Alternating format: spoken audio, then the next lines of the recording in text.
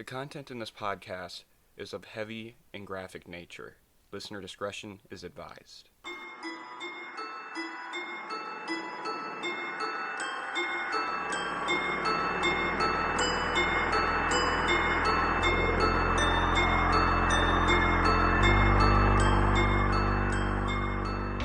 Hello, ladies and gentlemen, and welcome to episode 2 of That Spooky Murder Show.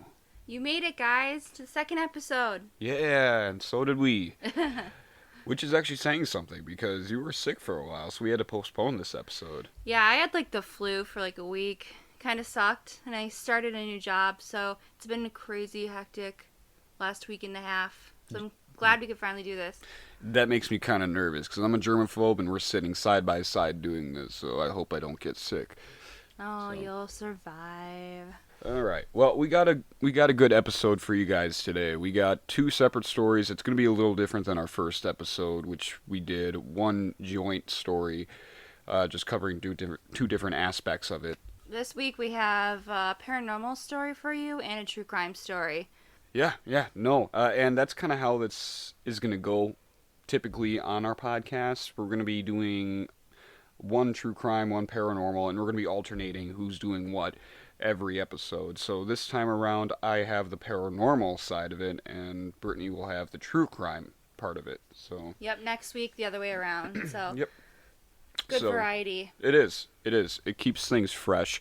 So as always, if you guys have suggestions, send it to us. We have a Facebook, we have Instagram, we have an email, right? Yep. So That's Spooky Murder Show, all one word, @gmail.com. Yep. I don't know. We haven't seen each other in a while. How are you doing? Stressed. Yeah. Yeah, well, it's been a pretty busy last couple weeks. My best friend came to visit me from Ohio.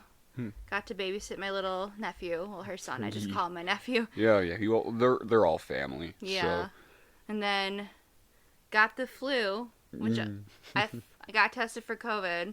And as soon as I walked in the walk-in and they asked you your symptoms, and if cough and a fever was one of them, they looked at you like you had the plague, and I was shoved quickly into a separate room. Where they held up a crucifix to you, right? Yeah, pretty much. In the form of 2 little pipe cleaner things that go up your nose. All negative. So, that's great. And then I was kind of sick all the way through, and I got a new job at a marketing agency, so... Well, good for you. Thanks. I'm very proud of you for that. Yeah, thank you. How about you? I also got a new job. I started at Buffalo Wild Wings. I don't exactly know my job title yet.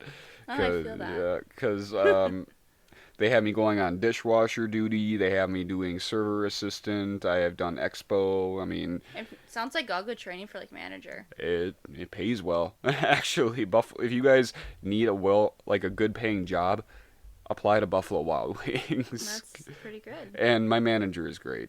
I mean, he's the one that kind of stayed around and made sure I was okay that one night I had that bad experience at my last job. So great. What a good guy. Sounds like a good guy. He is a great guy. He really is. So Chris, I mean, that's a shout out to you. So other than that, nothing really new. Well, we have family news. Oh yeah, we do. Yeah, I suppose we do. Go ahead. We got a new puppy. Well, he's a senior dog, but... Yep. Yeah. Your dream dog. My dream dog. I have always wanted a husky for as long as I can remember. And it just so happens, actually a couple of huskies were up for adoption at our local Humane Society here in Manitowoc. And yeah, we ended up getting the one I kind of wanted. He's my picture-perfect husky, and... He's a little naughty, but very stoic, and gentle giant is why you describe him. It's great. We're all very happy. Mm-hmm. I love him to death. He is my baby boy, even though he's not a very much baby anymore. So, that's pretty much it. I don't have anything else. Do you? No, should we get all into it? Yeah, I suppose we can get into it. I'm going first today, right? Yep. Okay. So, as we described before, we are each going to be doing a different topic. Mine's going to be the paranormal topic on this episode. So, my topic is Goatman's Bridge. Ooh, Yeah, I'm really excited. it's something. I don't know how many people who listen to this podcast actually watch the show Ghost Adventures, but they did cover it on there too, which I will be going into. Yeah, that was like the first thing I thought of when you said that. Yep. Was that Uh, episode? Probably one of the most ridiculous episodes, I would say. One of the most entertaining, though, you could argue. You know, you got to hear Zach Baggins like squeal like a pig. Yeah. So, Lovely. all right. So this is the story of Goatman's Bridge. The Goatman's Bridge is a bridge of horror located in Denton, Texas, and it is a place of numerous paranormal experiences and attacks. But what is the history of this place, and why is the dead supposedly haunting it? Stories carried down from generation to generation has varied, as if it was a game of telephone. And these stories tell the tale of Goatman's Bridge. It was the inspiration for many books delving into the legend. There is a lot of, I guess, information out there. It Not a lot of it you can find on the internet, unfortunately, but I actually was considering buying some of the books to kind of maybe delve a little deeper into this little later on. But So, like, where are you finding it? A lot of, like, the info. I kind of jump from site to site. I mean, especially with these, when I do my own research and stuff, I'll kind of pick out two or three sites and I'll kind of cross reference and, kind of compile it into one kind of essay, I guess. Cool, cool. Really feels like high school. But it's also known as Old Alton Bridge. But Goatman's Bridge was built in 1884, and over the years, it became a favorite spot for paranormal investigators, such as Zachy Bagans. Bagel bites. Bagel bites. I think that's going to be a running joke in our podcast. I can't take full credit. I don't know if anybody listens to, and that's why we drink. They Yep. kind of do the same kind of like podcast we kind of do. Oh yeah, you know what? And Christine calls him that, and I think she actually got blocked from his Twitter, which is like I'm totally envious. Oh as a god. goal. Yeah. Yep. But I can't hear his name now without thinking about it. You know what? I think that would be a goal of mine too. As much as I love Ghost Adventures, that annoys Zach Bagans enough as he annoys everyone else that to be blocked by him, it would be perfect. But yeah, with Goatman's Bridge, even with so many books encompassing the history of it, many authors agree that this is what really happened. An African American gentleman named Oscar Washburn tended to a goat herd farmstead located near the bridge. The farmstead was known for its milk, cheese, hides, and quality meats. Which is kind of. I've never liked slaughterhouses, so I don't know. Those are the olden days. I mean, that's how you survived. Yeah, I suppose. Yeah, he lived on the farmstead alongside his family. Although, when the owner, being proud of his business, hung a banner on the bridge saying, quote, "This way to the Goat Man," it angered some members of the local chapter of the Ku Klux Klan, or the KKK. They, in return, planned for retaliation. Was he like African American? No, no. This was, I believe, the owner of the farm. Wait.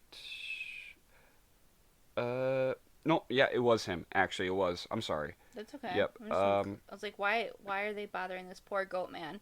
Yeah, so, especially because he was black, that's why the KKK kind of definitely targeted him. When he became very proud of his, his farmstead and everything, and hung that banner up on the bridge, it was kind of like an FU to the KKK, saying like, Fuck you, I got the goats. "Fuck you, I got the goats." I am the goat. I am. Yeah, actually, that's kind of ironic because there is a reason why he was called the Goat Man. So I will get to that too. This led to one night in the late 1930s when a mob of KKK members attacked Washburn's shack and dragged him screaming.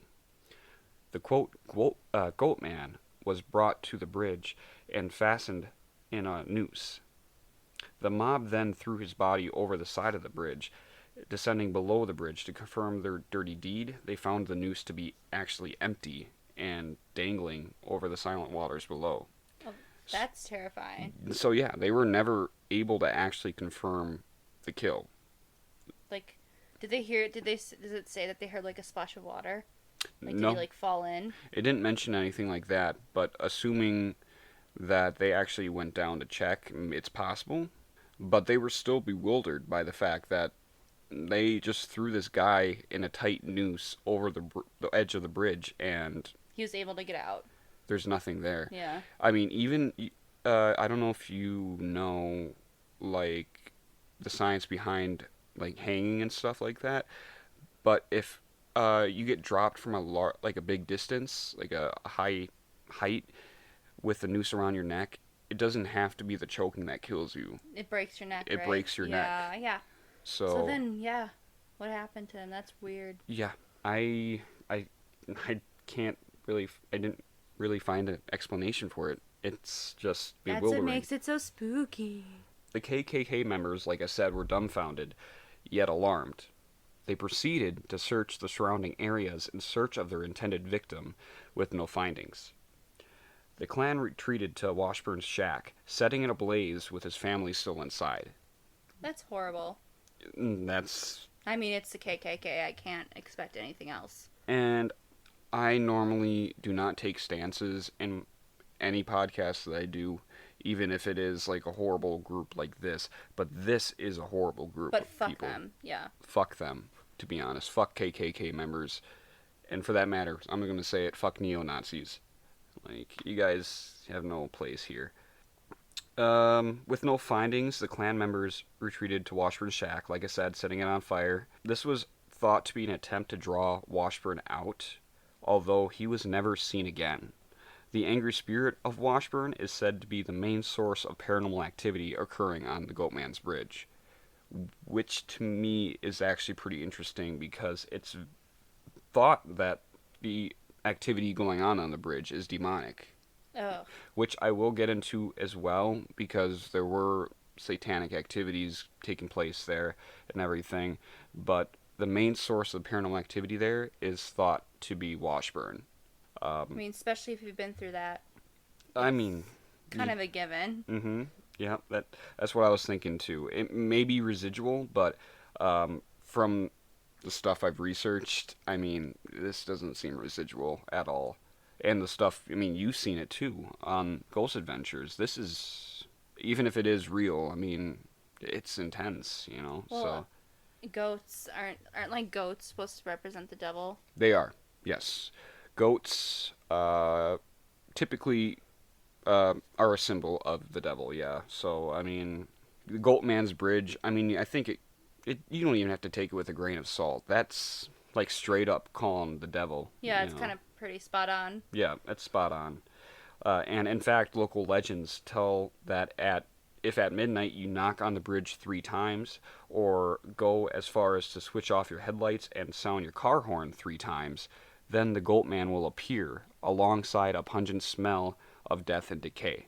Which we didn't really hear that on Ghost Adventures, so which is interesting because I'm learning more and more that these shows don't tell us. You know, there's a lot more behind the scenes stuff.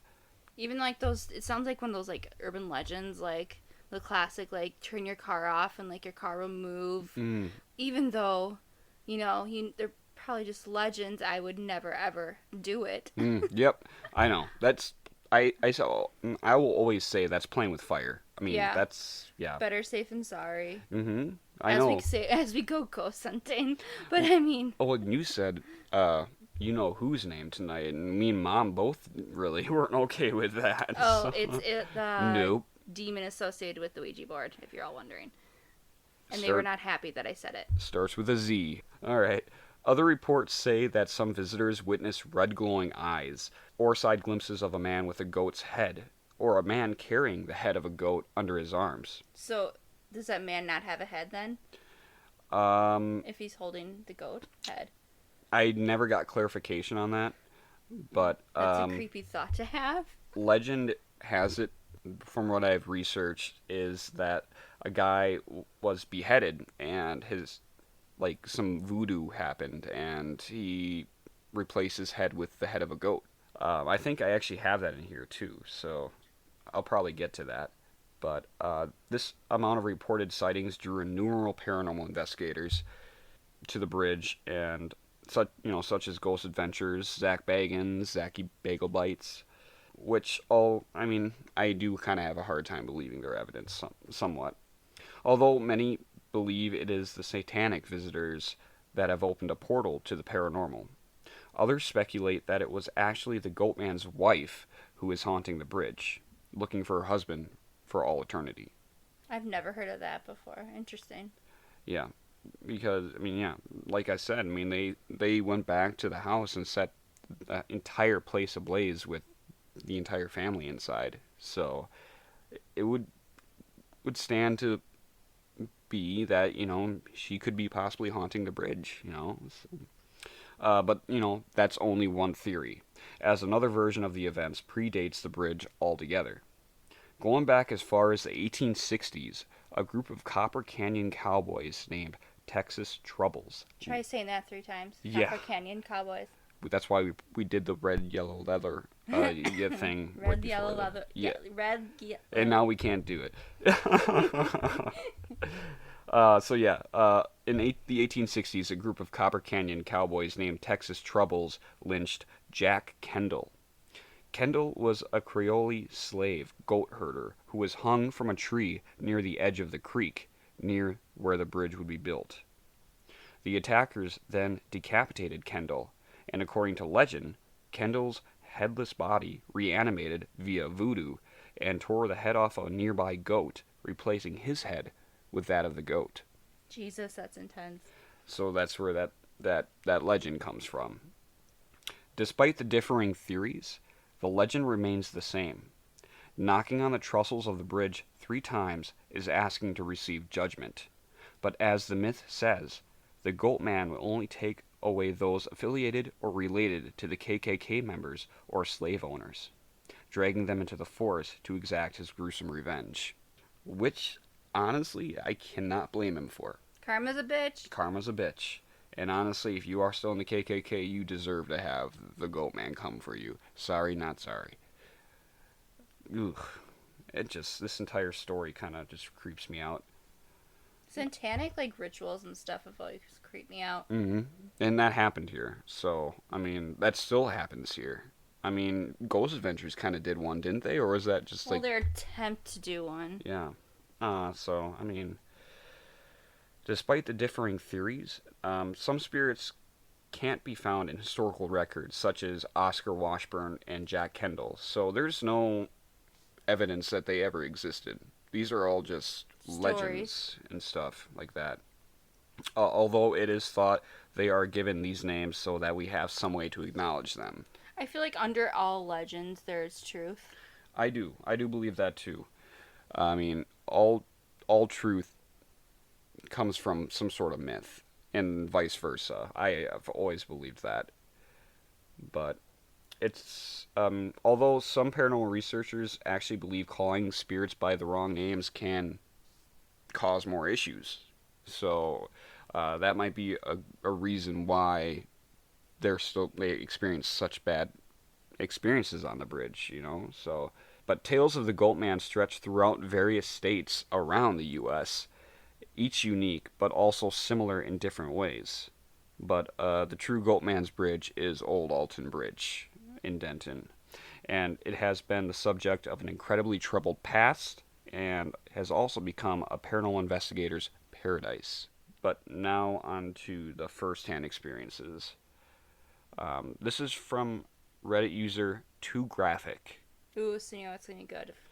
Yeah, I usually go to Reddit for all my stories. I'm just saying his name. Oh, yep, Too Graphic, and it's literally no play on words. It's Too Graphic.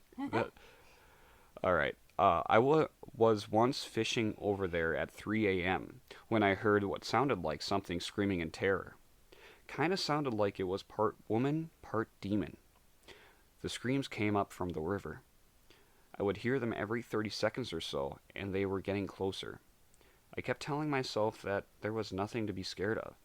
But when you're scared and by yourself in the dark in an area that's, quote, haunted, your mind starts to come up with some scary thoughts. So when the screams sounded like they were about 30 yards away, I went ahead and grabbed my tackle box and pole and went back to my truck. Once I threw everything in the back, the screaming girl was right there, right where I was and where I was fishing, and coming up the trail towards me still. I got in my truck and had two thoughts. One was to get the fuck out of there, and the more rational side of me was more curious as to what the fuck could be making those sounds. So I waited to see what it was, and a minute later, a cat walked out of the bushes, followed by two more cats who would stop and fight each other every now and then. As for actual paranormal stories, you'd have to ask someone who would have assumed the screams were a ghost and ran away before they found out. That's as real as that bullshit can get. Oh, wow. No, thank you. Yeah, it could be the cats. That's a very reasonable rationalization, I guess. Have you ever heard, like, cats fighting? Yeah, It can be, it's very jarring. yeah, and it can get very heated, and I don't know. That one's kind of up for you guys to decide because I think it's very possible it could be paranormal, but with three cats that would fight with each other in the middle of the woods by itself is creepy, but might not be paranormal. Especially at 3 a.m. when you're already at a supposed haunted spot, you're gonna, like, freak yourself out over. Hmm. And then you hear the sudden sound of, like, cats fighting. Yeah. Hmm. So I have one more story, and then I just have a little bit more after that. And yeah, that's about it. So this is another one from Reddit. This is Rick Ribera 93. This is another one with graphic language, so listener discretion, as always, is advised, as you guys know. Sincerely, fuck that bridge. That's the first line. Good way to start. Mm-hmm. I don't believe in God, let alone ghosts, but the Goatman is real. Freshman year of college, I went there with some, let's say, tobacco and friends. We decided to hotbox in the parking area before the bridge. So obviously it's not tobacco. Someone Googled the history of the bridge, and no one wanted to get out once we realized it was haunted. I get out of the truck and decided to mock the bridge by yelling and dancing to show how many fucks I didn't give about the stories. I like this person. Yeah, I do too. It's just he really likes that F word, doesn't he? Alright, but okay, so about 30 seconds in, I looked across the weeds in the river and saw something red. It looked like a safety reflector, like the ones on bicycle wheels, but there were two of them. I'm not being metaphorical, but I was frozen in fear. For what felt like an eternity, I could not move. What looked like free-floating eyes glowed brighter and brighter red as I was let go. I ran so fast back to the truck and without question re-drove away. Last time I tried to go there with some friends during the midday afternoon, there was an accident that was blocking the road. That's all I need as a sign to not go back there. Yikes.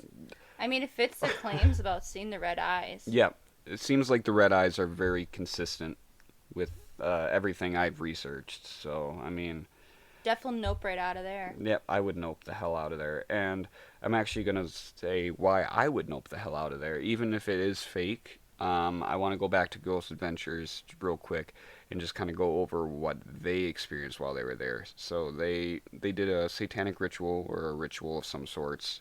Of course, they forced Aaron to do it. Poor Aaron. He's never going to catch a break. And then I believe they weren't allowed to leave the circle. And Zach and I believe Jace or Tali or whatever, that's his last name, Tali, left the circle because they weren't getting any evidence at all, and they weren't supposed to do that. So Aaron and the other guy put out the circle because they were getting freaked out. You know, Aaron, he freaks out about anything demonic. Aaron's kind of the smart one, honestly. He is. He is a big teddy bear. You think our dog is a big teddy bear? He's a big teddy bear. But yeah, no, they put out the fire, and on the way back, Aaron got thrown apparently about 20 feet from where he was standing and landed in the gravel and was kind of just, I guess he said he was like de-energized, like he was drained and everything. And by the time he came to, the energy had transferred to Zach Bagel Bites Oh God, prepare. and prepared for this. And that's when Zach proceeded to start choking himself. Of course he did. Apparently being possessed or influenced or whatever. Yes, of course. Yeah, of course he It did. wouldn't be an episode of the Ghost Adventures without Zach Mm-hmm. And then he, being possessed. yeah, right. Yeah. And then he actually proceeded to wrestle with, was it Billy? Yeah, Billy's on there. Yeah, and yeah. Oh, he just wouldn't let go of his own throat, apparently. Now, I can't say that I believe that that part is true, but I believe Aaron more than anyone on that show. And Yeah, I kind of do too. I mean, anything Zach says or does, I always question. no offense to you, Zach, if you ever get a hold of this podcast, which I doubt you will. But I'm so still gonna call you Bagel Bites. I don't give a fuck. don't give a fuck. All right. So BuzzFeed actually went there too. Really? Yep. Like those two dudes? The two dudes, Shane Right. and Oh. Ryan. Ryan and Shane. Yeah, Yep. that sounds right. And Shane is the skeptic. Mm-hmm.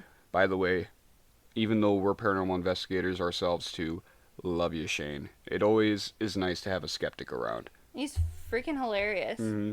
Absolutely. And Ryan's just like the perfect kind of innocent that he thinks everything is haunted. They actually went there too. They didn't experience much of anything, to be honest. So that kind of leads me to believe that Ghost Adventures did kind of fictionalize a lot of their findings there. Well, I mean, you can go be in a haunted house or be in a haunted area, and it's not gonna be. There could be some quiet nights. Oh yeah. But I don't doubt that Ghost Adventures definitely like embellished and That's the word I was thinking of. Yeah. Absolutely. So I'm almost done here. So the bridge is thought to be home to demonic activity, as you know. Many believe the bridge is to be a portal to hell, actually. The Goatman is reported to have empty eyes seemingly gouged out. Ugh, which I don't like. no. Nope, that's a nope. Investigators and patrons alike have been touched, felt cold rushes, and even so far as to be possessed and thrown as far as 20 feet, like Aaron was supposedly thrown. This is alongside voices, whispers, and growls. Some say that the satanic rituals are amplified by the for the paranormal activity in this location. So, thank you, Ghost Adventures. You just did that.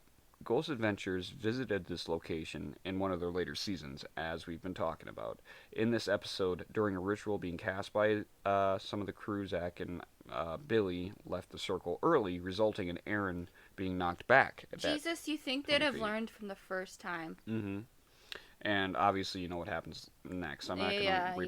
he gets possessed and Yada yada yada. Same episode, different shit, or same shit, different episode. One Reddit user had an interesting story to tell, and this is actually the last story I have, so I'm actually going to be finishing up after this. The first night I was there, my brother and a friend of mine met up with a group of ghost hunters called Haunted Texas Paranormal Group, or something of the sort, and they told us the story of how the bridge came to be known as Goatman's Bridge. After I came home, I researched the name of the bridge on Google and came up with plenty of information. There are several websites dedicated to the bridge and that tell the story and personal experiences of people that have been on it. While we were there, the group of ghost hunters decided to show us just how serious it all was. They grabbed a flashlight and placed it in the spot where Oscar Washburn was supposedly lynched and asked if he could show us all of his presence by turning off his flashlight. To my amazement, the flashlight turned off. I was watching intently as the light started to get dimmer and dimmer until there was nothing but darkness. To me, the scariest part was when he was asked if he was angry at the people who had murdered him and if he thought they should be brought to justice. Without hesitation, the flashlight came back on and seemed to be brighter than before. Ew. wow. Yeah, that one. Okay. I know it's just a flashlight, but even that kind of creeps me out a little Yeah, bit. I like those when they do that and go like ghost shows to use the flashlight. Hmm. Yeah, back into the story. Last night I was back at Goatman's Bridge and decided to go prepare with my own flashlights and camera. It was raining, so our stay wasn't for very long, but I managed to capture something odd in one of the pictures. There seems to be some sort of thick mist on the right side corner of the picture. At first, I thought it was my breath, but it wasn't that cold outside. Even if it had been, the wind would have carried it out, so the mist shouldn't even be so dense. If anyone is interested in seeing the picture, let me know. Yada yada yada. Obviously, I'm rereading this so that you can't see the picture. Sorry, guys. Darn it. I know. I wish I could see the picture too. I haven't seen it myself. But we also heard strange noises coming from the side of the bridge. We were alone, unlike the night before, so we knew it couldn't have been other people. There are woods somewhere along the bridge, and it is said that Oscar Washburn has been seen there at night. The weather was too shitty for us to walk the trails, but as soon as it gets better, I will be returning to the bridge. If anyone is actually interested, okay, let me know, yada yada yada. But okay, so in the last paragraph of the story, as I said, it was raining, so I apologize for the shitty okay, yeah, this is all stuff that he should have posted with it. All those white little specks in the picture are raindrops, and the mist is what I was referring to when I said I caught was something odd. So what he caught was like a mist in the side of the picture. I'm From assuming. from what he said, it was a mist in the right upper corner of the picture, and there actually was some white specks involved in it too, and that's what he found odd about it the most. So he said he's going to go back again once the weather clears up because he doesn't. There was some fog that night, I guess. It'd be better too if he actually went, if kind of during the same weather, to try to recreate it. Yeah, absolutely. That's the main thing with being a paranormal investigator. Your goal is not to prove that the paranormal exists. Your goal, first and foremost, should be to debunk anything that you experience. And yeah, Yeah, which I feel like, not to bring down Ghost Adventures again, but I feel like they don't like to do that. they started out doing that, I feel, but they kind of drifted away from it in the later seasons, I think. So yeah, I mean, be better, guys. Interesting story though. Yep. No, very interesting. I don't think I have much more. So I mean, the Goatman's Bridge, it's the place of demonic activity, satanic rituals, rumored terrible tragic history. What do you think? I mean, you can't say that these, ghost head sightings are real, but I really do think there's actual satanic rituals that are going on there. And then Hmm. I feel like when you open up that door, there's going to be paranormal activity. So I'm more bound to believe a lot of this. I am too. And I agree with you. I don't know if the history, because it's not documented, it's not proven. You can't really say without a shadow of a doubt that that happened. Yeah, that I have a hard time believing. Stories get passed down, and it's going to get more and more And like I said, dramatized, and it's like a gigantic game of telephone. yeah. It gets embellished, it gets changed. I mean, you can't take it for a grain of salt. But like you said, with the satanic activity, the satanic rituals, that stuff opens portals. Yeah, And you don't fuck with that stuff. that's along the lines of like Ouija boards or saying what you said tonight. Call back. Yeah, yeah, and then you keep bringing it up, so that's not good either. But no, I think this is very real. I can't say I think the history is completely accurate because, like I said, no confirmation on that. But definitely something happening there. Yeah, So, I don't think I would ever want to visit it, to be honest. no. Anything satanic, I just don't want anything to do with. I don't want to mess with that. Now you are sounding like BuzzFeed. What? I'm just saying. So, yep, that's me. So, that's my story. You got yours. That was really interesting. Thank I you. honestly, the only information I had about that topic was based off Ghost Adventures, so to say I learned a lot is an understatement. Yeah, I feel you on that. So, Alright, mine, guys. So mine's a little long, but I did one of my absolute all-time favorite true crime stories. I don't know if anybody have heard of this. It's been done in other podcasts, but thought I'd give it a shot myself. Hmm. It is The Watcher House. Ooh. So I'm just going to start and give you all my sources in the beginning. I got all this from the article The Watcher House sold years after family was terrorized by creepy letters from CNN. The Haunting of 657 Boulevard in Westfield, New Jersey by TheCut.com, and Terrifying Letters, The Watcher House of Westfield, New Jersey by Historic Mysteries. You really did your research. Yes, I kind of went down a dark rabbit hole with this one. All right. In June of 2014, Derek and Maria Brodas, I'm hoping I'm pronouncing their last name right, so I'm just calling it Brodas, and their 3 children moved into what they would call their dream home at 657 Boulevard in the well-to-do town of Westfield, New Jersey. Westfield was described as the idyllic setting for the Andy Griffith Show, which I thought that was a very funny way to compare it. But I can picture it in my head. It was a very white town. I guess like the only bad thing that ever happened was like the roof collapsing at the Trader Joe's. So it was like the only tragic thing that had happened in that town. Not Trader Joe's. Not Trader Joe's. All right. It's approximately 45 minutes from New York, and it's a bit too slow for singles, meaning the town's 30,000 residents are largely well-to-do families. When this incident struck, the website Neighborhood Scout named it the country's 30th safest town. So anything bad or crime related here was super rare. Maria was raised right in Westfield, and the house was only a few blocks from her childhood home. Derek grew up in a working-class family in Maine, and then moved his way up the ladder at an insurance company in Manhattan to become a senior vice president with a salary large enough to afford this beautiful 6-bedroom colonial home. Seems like the perfect setup for a true crime story. Right? Or like a horror movie or something. Like the most perfect family in the most perfect town, the most perfect house. But everything went wrong. Sorry if you hear me cough. I'm just getting over being sick again. Oh, God. Sorry. According to an article I found on CNN, the Brodas bought the home from around $1.3 million and spent an additional $100,000 on renovations. Just thought I'd mention this because that's kind of come into play later, but that just shows you how much money they had. One night, only 3 days after closing on the house, Derek just finished up an evening on painting when he went outside to check the mail.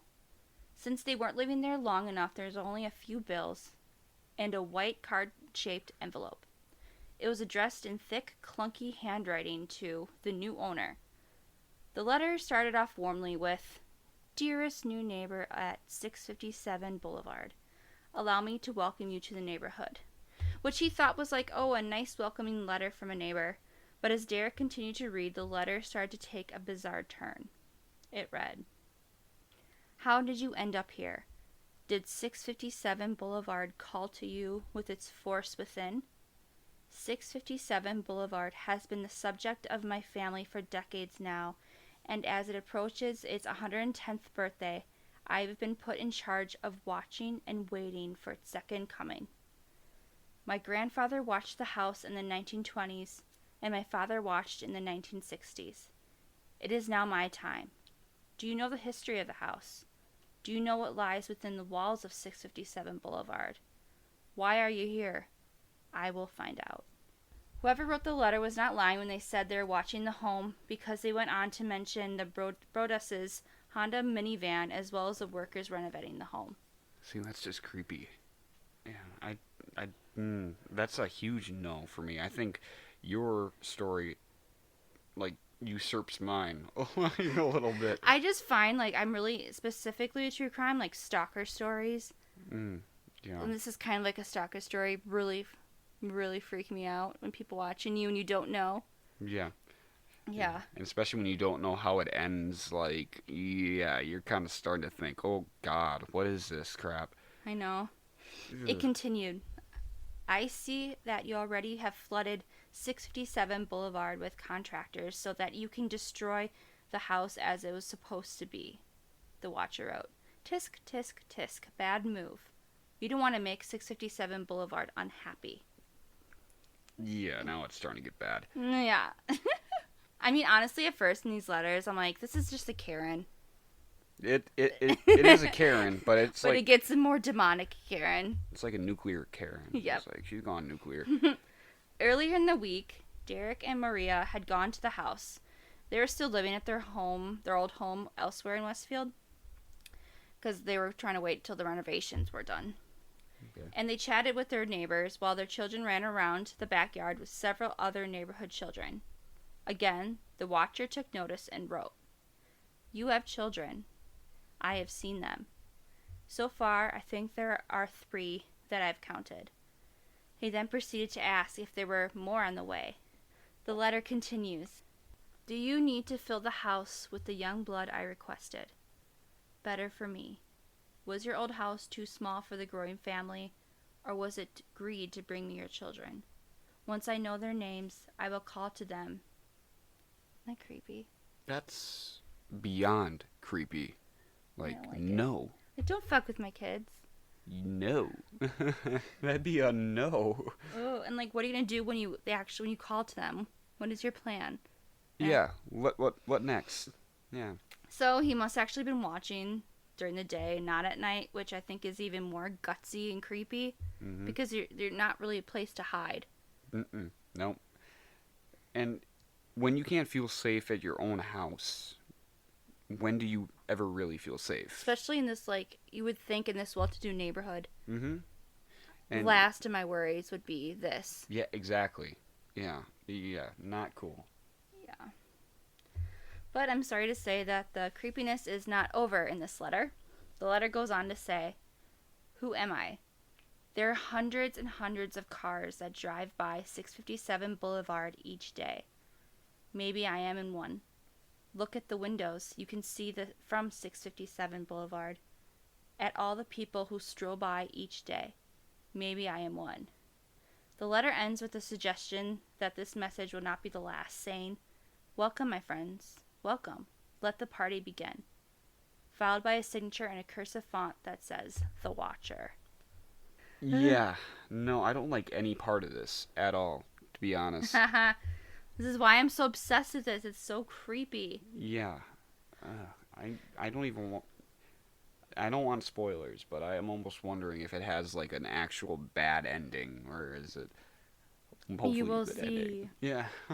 And poor Derek was home alone, and at night of all times when he got this letter. I can't imagine.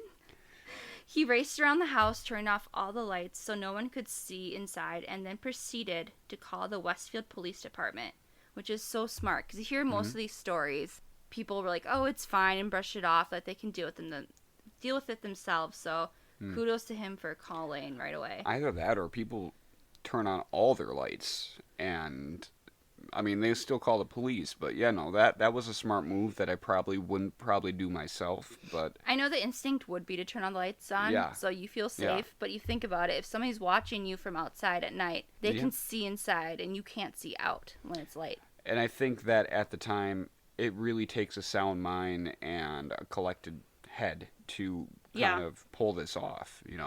Yeah.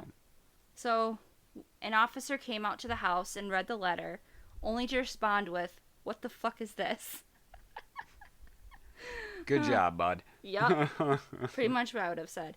He then asked Derek if he had any enemies and recommended moving a piece of construction equipment from the back porch in case the watcher tried to toss it through a window. Which, I mean, smart, I guess, but... Yeah.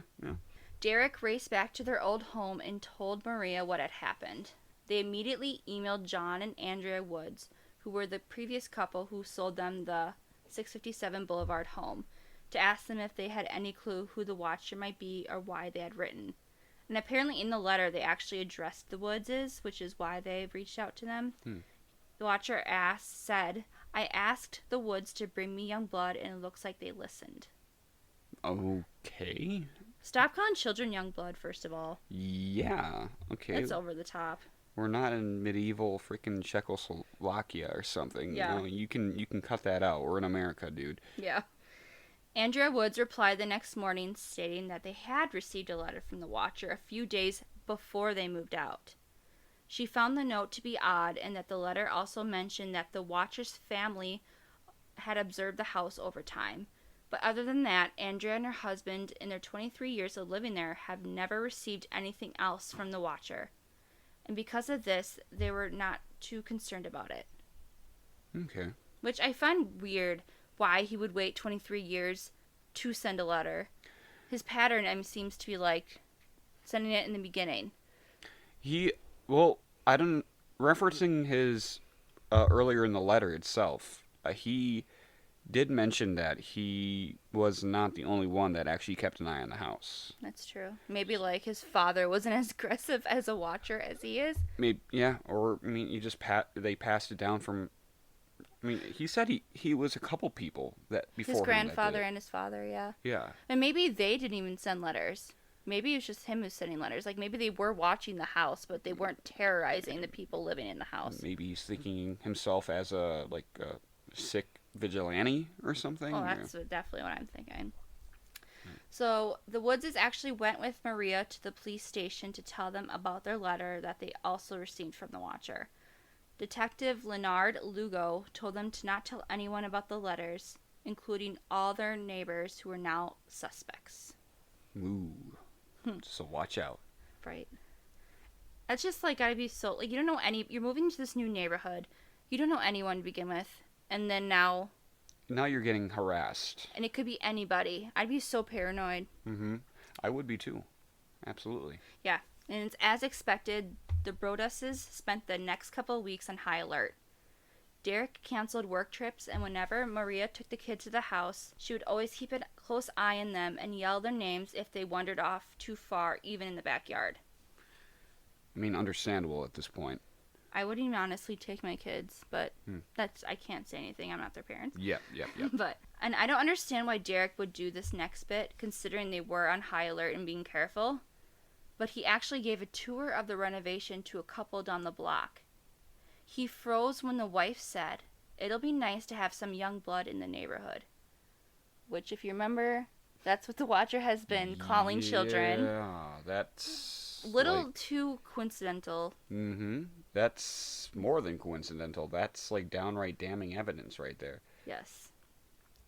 Up until this point, the Watcher hadn't done any physical damage to anyone or the home itself, but obviously he did psychological damage.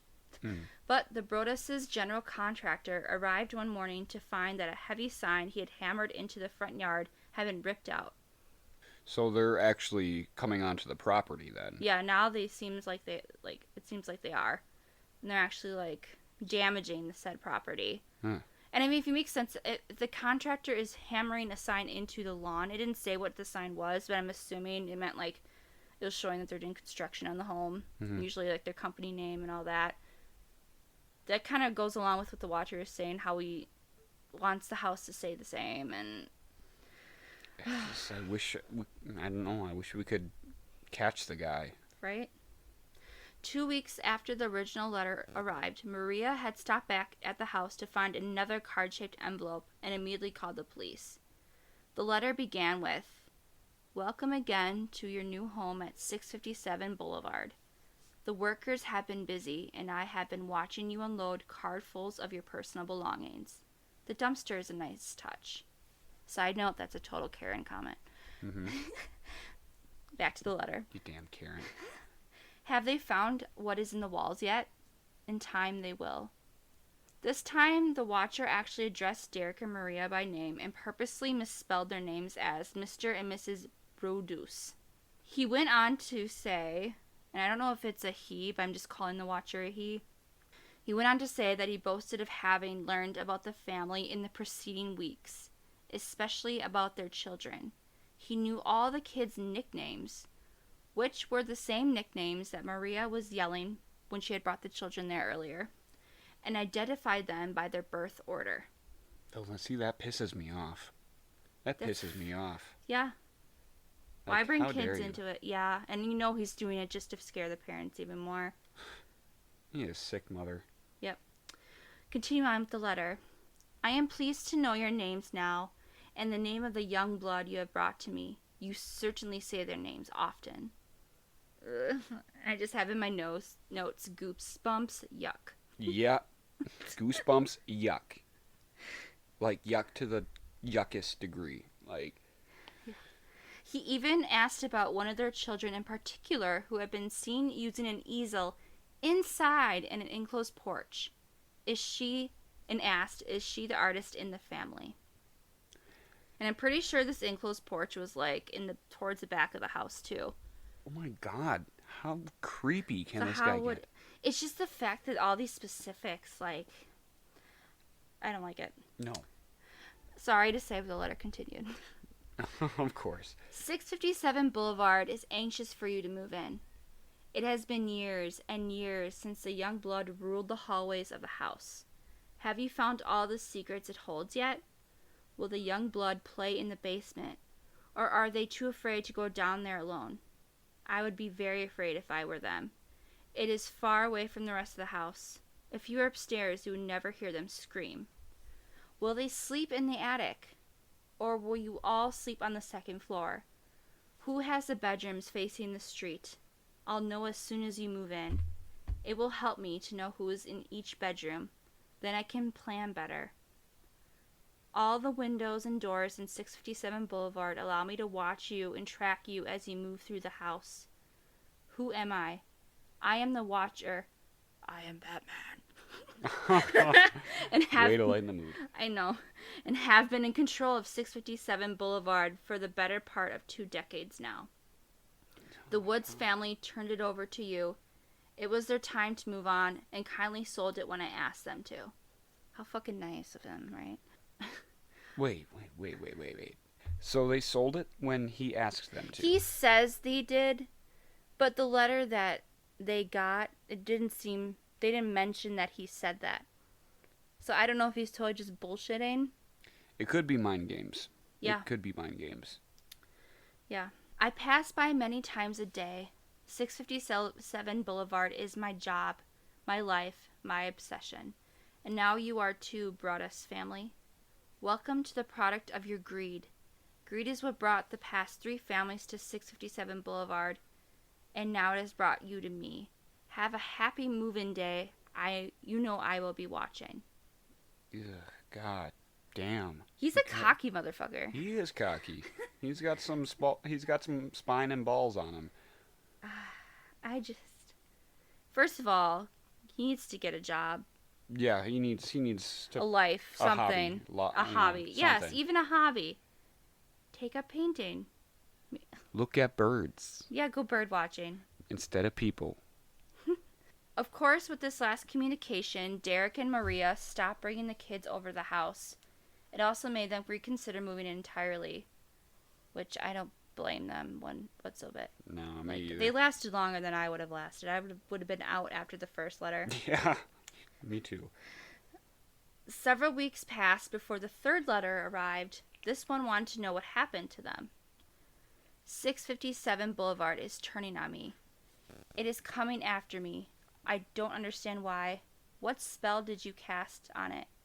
It used to be my friend, and now it is my enemy. I am in charge of 657 Boulevard. It is not in charge of me. I will fend off its bad things and wait for it to become good again. It will not punish me. I will rise again. I will be patient and wait for this to pass and for you to bring me the young blood back to me. 657 Boulevard needs young blood. It needs you. Come back. Let the young blood play again like I once did. Let the young blood sleep in 657 Boulevard. Stop changing it and let it alone. I think this guy took the red pill. Like, I'm maybe a joke, but I'm not joking. This guy took the red pill, or he took the wrong acid. Yeah, and you can tell the letters seem to be getting more aggressive. And I mean, And more cryptic and crazy, you know? Like, this guy seems insane. Like, absolutely. ah. Since the police investigation had seemed to not be progressing, Derek and Maria decided enough was enough and started investigating themselves as to who the Watcher could be. They set up webcams all around the house, and Derek even staked out his own property at night to see if anyone was watching, but they didn't have any luck in finding anything. Which is insane because I feel like the amount of detail this person is getting about this family. They would have to be close to the house. Or who knows, maybe they had binoculars or something, but It like, could even be someone close to them, honestly. I mean, that's true. I don't know, you know? I hadn't even thought about that, but that's true. A few days after the first letter, Maria and Derek went to a barbecue across the street, welcoming them and another new neighbor to the block. The Broadduses hadn't told anyone about the Watcher at this point, as police instructed them not to, and they found themselves scanning the crowd for any clues, while also keeping tabs on their kids. At one point, Derek was chatting with John Schmidt, who was their neighbor 2 houses down. John had told him about the Langfords, who lived between them. Peggy Langford was in her 90s, and several of her children, all in their 60s, also lived with her. Which is kind of weird. A little weird. Yeah, I mean, I understand, like, one kid, even in their 60s, is kind of weird, but all of them? is this what the Brady Bunch is based off of? Or? Maybe. He described the family as a bit odd, but harmless. He mentioned one of the younger Langfords named Michael, who didn't work and had a beard like Ernest Hemingway, and was kind of a Boo Radley character type. Ooh, spicy. Right. With this new information, Derek thought the case was finally solved. The Langford house was right next to the easel on the enclosed porch, so they would be able to have seen that. Mm-hmm. Yeah. The family had lived there since the 1960s, when the Watcher's father, the letters said, had begun observing 657 Boulevard. Richard Langford, the family patriarch, had died 12 years earlier, and the current Watcher said to have been on the job for the better part of 2 decades. It's like the timing kind of works out.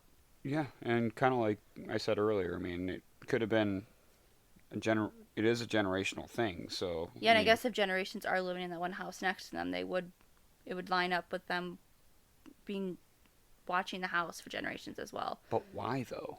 I don't know. Why? I don't know if I mentioned it in here, but I did read that Michael had a mental illness. I think it might have been schizophrenia.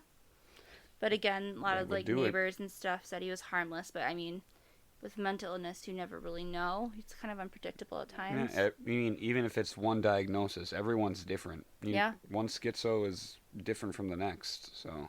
Yeah, I mean, we're not saying there's anything wrong with mental illness or schizophrenics. I actually have plenty of issues myself, so... We're just saying what happened during the case. All right. When Derek and Maria told Detective Lugo about their suspicions about the Langford family, they were surprised to learn that the detective had already brought in Michael for an interview. Michael had denied knowing anything about the letters, but the things that Michael was saying during the interview matched what was said in the letters. And they didn't really go into detail what that meant. Okay. So I'm wondering if he's talking about maybe the changing of the house or what. So they weren't definitive, but they were suspecting him. Yeah. Which case closed, but it's not. Without any hard evidence, the police couldn't do anything about their suspicions. In cooperation with Westfield Police, the Broadduses sent a letter to the Langfords announcing plans to tear down the house, hoping this might prompt a response, but they didn't hear anything back. Okay. And I feel like with that prompt, the Watcher would have to respond. I mean, this house is their obsession, so the thought of it being destroyed would probably piss him off. Yeah, and it's been not only just him; it's his entire family, from what it sounds like. Yeah. So. The Broadduses then turned to several experts. They employed a private investigator that stalked the neighborhood and even ran background checks on the Langford family, but didn't find anything worth noting. Derek had even reached out to a couple FBI agents to conduct a threat assessment. One agent studied the letters to find several old-fashioned writing tactics that were used, which told him it's more likely it's an older writer. The letters had a certain literary flair, which suggested a ferocious reader. You really were colorful with the language on this one, weren't you? Oh yes. Well, I'm quoting what was said. It's all good. There's also a surprising lack of profanity given the level of anger which was in the letters, so he thought that this meant a less macho writer. More of a soft-spoken, less alpha male writer. Very skinny type. Yep. The agent also came to the conclusion that he didn't think the Watcher was likely to act on the threats, but the letters had enough typos and errors to imply a certain erraticism. Which, I mean, that's kind of contradicting what he's... But whatever. So he seems intricate, but at the same time a little uneducated. Maybe. Well, I think, like, it's just... He's saying that, like... He sounds really crazy. Okay. But that he's not going to act out. Which I would still be concerned. Yeah, a little bit. Yeah. The Watcher seemed to have a seething anger directed at the wealthy in particular, and was upset by new money moving into town. One part of the letter read, "The house is crying from all the pain it is going through. You have changed it and made it so fancy. You are stealing its history. It cries for the past and what used to be in the time when I roamed its halls. The 1960s were a good time for 657 Boulevard when I ran from room to room, imagining the life with the rich occupants there. The house was full of life and young blood. Then it got old, and so did my father. But he kept watching until the day he died, and now I watch and wait for the day when the young blood will be mine again." To me, that lends a lot of clues. Yeah, that part was a lot. Yeah, that's what the agent said too. The agent actually suggested looking into former housekeepers or their descendants, which makes sense because the Watcher made it sound like that he spent time in the house. Yeah, he was either a previous occupant or maybe a son of a house worker, because it was a rich house. Yeah, like he said, he wanted to imagine the life with the rich occupants there. So yeah, I took it as like some sort of he either was the help or he was the son of the help or knew the help. He definitely spent time in the house. Yeah. For sure. Which I guess makes sense if he's kind of outlining the house when he was talking about the bedrooms before. Yep. That makes sense. Yeah, it all kind of cracks open as you read it, you know? So. Yeah. Maybe the Watcher was jealous that the Broadduses had bought a home that the Watcher couldn't afford. Another theory is that it was someone who was upset about losing the house to the Broadduses. But the Woods said one interested buyer had backed out after a bad medical diagnosis, while another had already found a different home, so that theory didn't really stick. Understandable, yep. Yeah. There are other reasons to consider other suspects. First, the police spoke to Michael Langford before the second letter was sent, which would make it more reckless to send additional letters. There was a neighborhood full of other suspects as well. The private investigator actually found 2 child sex offenders within a few blocks, which I feel like is always like the go-to thing. Yeah. I mean, even in Manitowoc here, you walk 2 blocks, you got a sex offender. Yeah, it doesn't mean like they're committing crimes or anything. So just to go to that, I feel like is a cop-out, but whatever. The Broadduses' house painter also noticed something strange.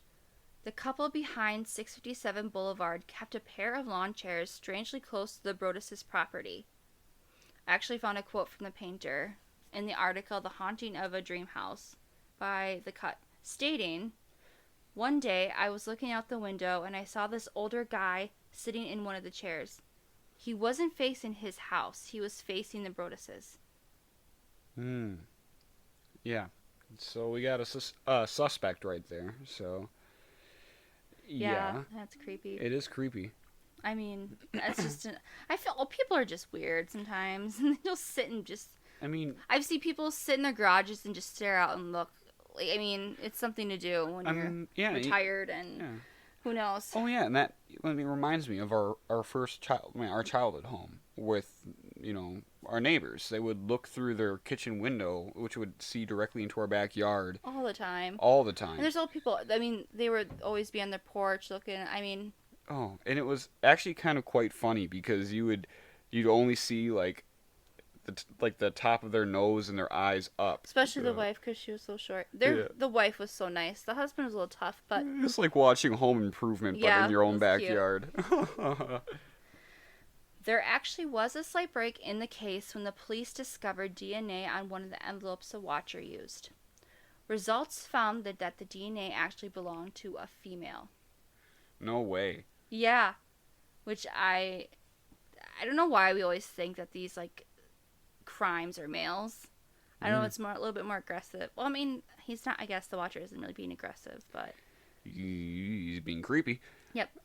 This discovery drew the detectives back to the Langford family, specifically the sister Abby. Abby was a real estate agent, and it was thought she felt some jealousy about the hefty commission from the sale of the house next door. The detective ended up convincing a security guard to retrieve a water bottle that she had thrown away in a bin to obtain her DNA. But Smart. yes. But after analysis, it came back that Abby's DNA was not a match. That was when the Langfords were officially removed as suspects. Okay, good. So we got rid of one. Yeah. Police had to start the investigation from scratch. They ended up going back to the previous owner, Andrea Woods, to see if she would provide a DNA sample, and then went to question her 21-year-old son. They learned that the watcher had targeted another house. It was another family living on the boulevard for quite some time, and had also received a letter on the same time the Broadduses had gotten there first. Like the Woods, they threw the letter away as well, thinking it was just a prank. One of the grown children mentioned this incident on Facebook, which is how they were discovered by police. The police confirmed that this letter was very similar to the one that Derek and Maria received. Why would you throw that away? Seriously, this guy is striking me as like a self-proclaimed neighborhood watchman. See, and that's why I keep thinking Karen. Such a Just Karen. someone who has so much time on their hands. Give it a rest, Karen. Go home. You're drunk. With this new information, detectives decided to stake out the street one evening. At around 11 p.m., a car parked close to their van and remained there long enough to raise both detectives' suspicions. The police traced the vehicle back to a young woman that lived in a nearby town. Her boyfriend actually lived on the same block as 657, which is what is interesting is that her boyfriend was also into dark video games, and one game involved a character named the Watcher. See, I'm a video gamer and I don't know a game like that. I know, and I tried looking up the game and I couldn't find it, but the fact that it's a female looking at the house and her boyfriend plays a game with a character called the Watcher. That's just too many coincidences. I don't know. Huh. Yeah, that definitely makes sense. The police invited this boyfriend to the station for an interview 2 times, and each time he didn't show up, which is total suspicious. Yeah. Mm-hmm. Sadly, the police couldn't make this guy show up, and the case went quiet again. So they just gave up on it? I know, I thought that too. It's like, there's too many coincidences for them to just brush this off. I'm sorry. By the end of 2014, the investigation had stalled. Even with the install of new alarm systems, the idea of moving into the home filled the Broadduses with an overwhelming anxiety, which I don't blame them. Yeah, I don't blame them either. But at this point, they were kind of screwed because they had sold their old home that they were staying at, and they ended up having to move in with Maria's parents while continuing to pay for the mortgage and property tax of 657 Boulevard. It was finally decided after 6 months from the first letter that they decided to put 657 Boulevard back on the market. However, all the media coverage and local gossip made the house undesirable.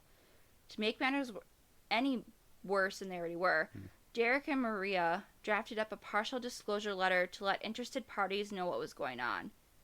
Which In I know itself, it's good morals, but like, you're digging yourself a grave there. Hopefully not literally. I think, and it made it sound like they kind of went into some detail with it. And I feel like if I were them, I would just, sorry, if I were them, I would,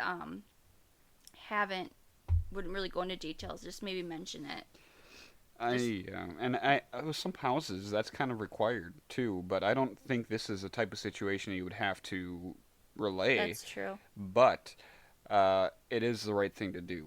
Yeah. But I think it is detrimental to the selling process because they ain't gonna sell their house if they're letting people know, hey, you might have a stalker that moves in with you.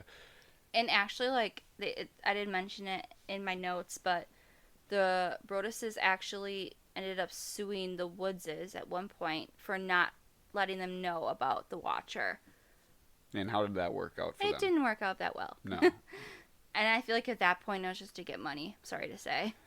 And the thing is, the main thing, if you're going to go after anyone you're prosecuting or you're getting investigated to, if there's no physical evidence, there's no case. Yeah.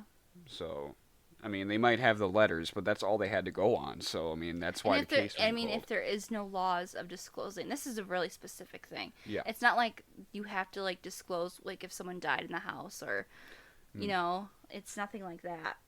Yeah, it's like, what are you going to say to the new tenants? Like, hey, you might have a person stalking you now. Yeah. Good luck. Even lowering the price didn't even make a difference either. Like I heard they bought the house for what 1.3 million, and I Mm. heard that they put it out for way under than that. Yeah, I would. And still that didn't even make a difference. Without any luck in selling the home, the Broaduses proposed to the planning board to grant them the rights to subdivide the property. They thought that if they couldn't sell it to a single family buyer, perhaps the developer would tear down the house and build two houses and sell those on two separate lots instead. Mm. But in 2017, the request was denied. This left the family no choice but to find renters willing to live in the house despite the letters, which they actually did find Really? renters. Yeah, Oh. surprisingly. Only 2 weeks after the renters moved in, you guessed it, they received another letter. Okay, here we go. And this one was more threatening than the rest, Oh no. so buckle up. You wonder who the watcher is. Turn around, idiots. Maybe you even spoke to me, one of the so-called neighbors who had no idea who the watcher could be. Or maybe you do know who I am and are too scared to tell anyone. Good move. I walked by the news trucks when they took over my neighborhood and mocked me. I watched you watch from the dark house and attempt to find me. Telescopes and binoculars are wonderful inventions. 657 Boulevard survived your attempted assault and stood strong with its army of supporters barricading its gates. My soldiers of the boulevard followed my orders to a T.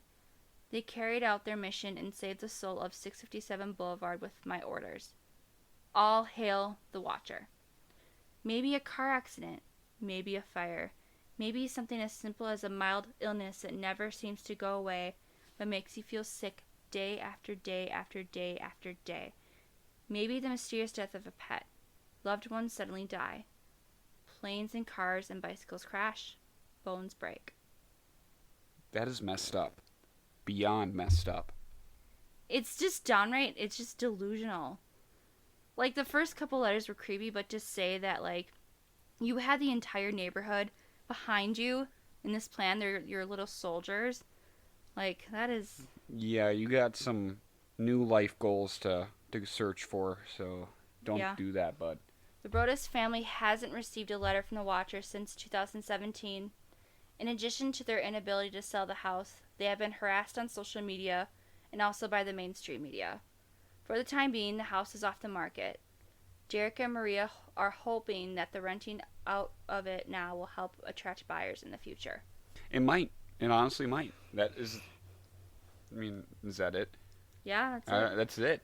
So, Okay.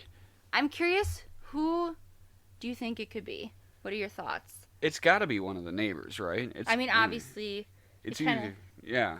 I mean, it's obviously someone who's been in the house and knows the ins and outs of the place. So it could be a neighbor that they cordially invited inside one day. You know, I was thinking too, I just thought of now, there had to be open houses That's when very the true. Woodses were selling. Oh yeah, you know what? And it could have just been a neighbor in the area that just like scoped out the house. Although, I mean, the Woodses did receive a letter a Yeah, couple days before. but criminals, they think things through. I mean, Yeah. unless it's a spur of the moment crime, they plan this stuff out. So it could have, if the Woods' letter could have just been something to throw off the trail. I mean, if this was like a scheme thought out, not like this Watcher makes it seem like this has been happening for years. But what if this person just thought about this scheme recently when the Woodses were still in there? So they could have been like thinking about this scheme and then like, oh, they're gonna have an open house. I'm gonna go and see that house. I could see that. Like, they said it was like a 3 generation thing, so that could have all just been That could have been a lie. It could have been a lie. Scary. Just create a story. But I don't think that should be discredited because a lot of the stuff he said was accurate. Yeah. So, That should be taken with a grain of salt. But like you said, binoculars are a great invention. So maybe he was, Which would mean he would have to be in eyesight of the house. yeah. It could be a neighbor. It could be a neighbor, like we said, or it could And be someone. I don't understand why they didn't investigate that woman. Remember, Hmm. he had that woman, that couple walk through the house, and she had mentioned that young blood comment, Yeah, and they said that the watcher was a female. and who knows? Maybe they did investigate. They just couldn't find any concrete evidence on her. Yeah, But I wouldn't be surprised if they actually did talk to them, the I, watcher. yeah, I really think they did, they have to know him somehow. Absolutely. or like came across them, walked past them down the street, something. And I really think they need to look into that woman and her boyfriend. Absolutely. That's just too many coincidences. I mean, come on, officers. Listen to this episode. I mean, even we put it together by the end of this, kinda. Uh, I mean, this person's delusional, and I feel like maybe they think they're kind of living in the video game. If you think about it, they're calling themselves the Watcher. that could be a very good point too. Yeah, I know. I know a lot of video gamers play video games because they struggle with mental disabilities or mental health issues, like myself. But Or maybe they're not even that, and they just thought it'd be a really fun way to fuck with people. or even so, they could just be like, "Hey, this guy plays video games. I'm gonna set him up to be the guy." You know, Yeah, like it could be a really well thought out process. This guy seems like a sociopath to me, a and woman. socio. Or Maybe a woman. you I don't said it, know. not me. But then again, it could be this guy, and the woman's licking the envelope for him and dropping it off. Either way, this would be a huge nope for me. Yeah, this, like I said, this story, like, usually I hate open-ended Yeah, cases, but this story is, like, has to be one of my favorites. It's so creepy. and that's the thing, and there's really no closure to it. You know, it was never solved. I'm sure it's still going on to this day.